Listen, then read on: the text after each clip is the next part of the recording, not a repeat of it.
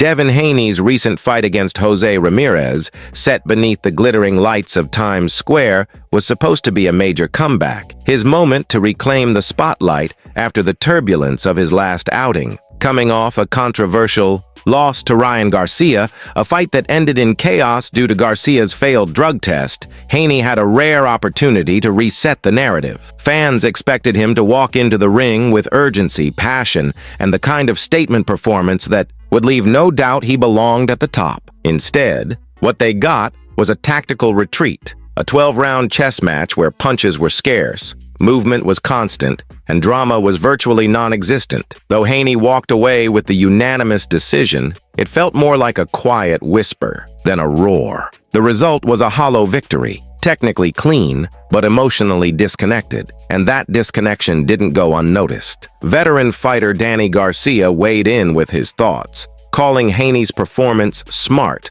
and in a technical sense, it was. Garcia emphasized the fundamentals of boxing: hit and don't get hit. It's a principle that's been part of the sport since day one. But while Danny was quick to defend Haney's strategic approach, the overwhelming reaction from fans and pundits was far less forgiving. They weren't just disappointed, they were bored. For many, the performance crossed the line from tactical to timid. Watching Haney circle the ring and clinch to avoid exchanges felt like a betrayal of the excitement that boxing is supposed to deliver, especially in a high-profile event held on such an iconic stage. Haney had the chance to show he was more than just a defensive wizard. Jose Ramirez, once a dangerous contender, has clearly seen better days. He's slower now, easier to time, and ripe for an opponent looking to put on a show. And that's exactly what Haney failed to do. With the tools at his disposal, he could have engaged just enough to control the fight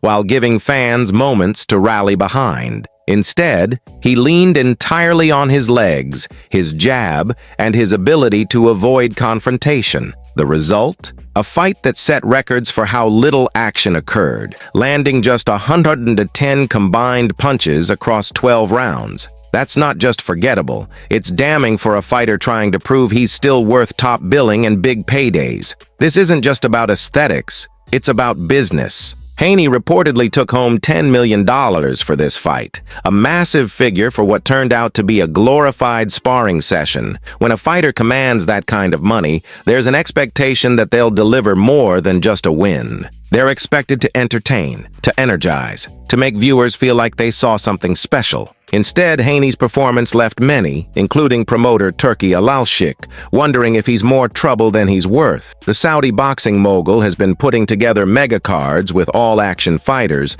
and Haney's style just doesn't seem to fit that mold. If the plan was to rebuild Haney's stock and set up a rematch with Ryan Garcia or another big name, that plan may have backfired completely. Even Danny Garcia's defense of Haney came with a quiet caveat. Yes, he applauded the technical intelligence of the performance, but he also acknowledged that people want more. They want fights, not track meets. The crowd doesn't pay for a masterclass in avoidance. They pay for moments that make them gasp, that make them lean forward, that make them yell at the screen. Haney didn't give them any of that. Danny himself admitted that styles make fights, and that this matchup, two cautious boxers with little desire to take risks, was a recipe for boredom. The problem wasn't just Haney's execution, it was also the matchmaking. Ramirez wasn't going to push the pace or cut the ring effectively. He let Haney off the hook, and Haney took full advantage by cruising to the finish line without ever stepping on the gas.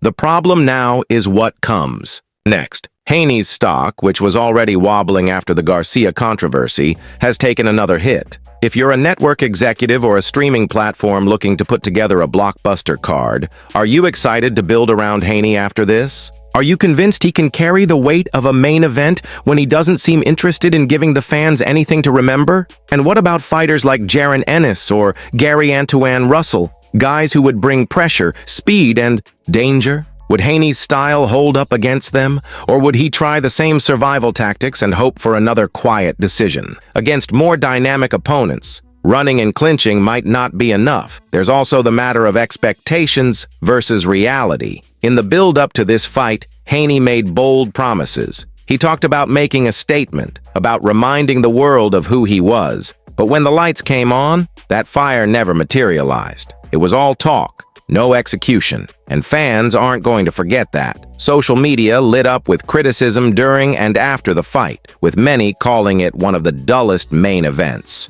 in recent memory. That's not the kind of momentum a fighter wants heading into his next bout, especially when there's so much competition for attention in the boxing world right now. Guys like Tank Davis, Shakur Stevenson, and even Teofimo Lopez bring excitement. Haney, at least in this latest showing, brought silence. Of course, it's not all doom and gloom. Haney is still young, he's still technically sharp, and he still has name recognition. But the clock is ticking. If he continues to play it safe and offer fans nothing in return for their time and money, he risks becoming a forgotten figure. Respected, sure, but irrelevant in the broader landscape. Fighters today are judged not just by their records, but by their ability to connect, to move people, to create moments. That's what sells. That's what lasts. Haney has time to course correct, but he has to be willing to take risks, not just in the ring, but in how he approaches his career. For Turki Alalshik,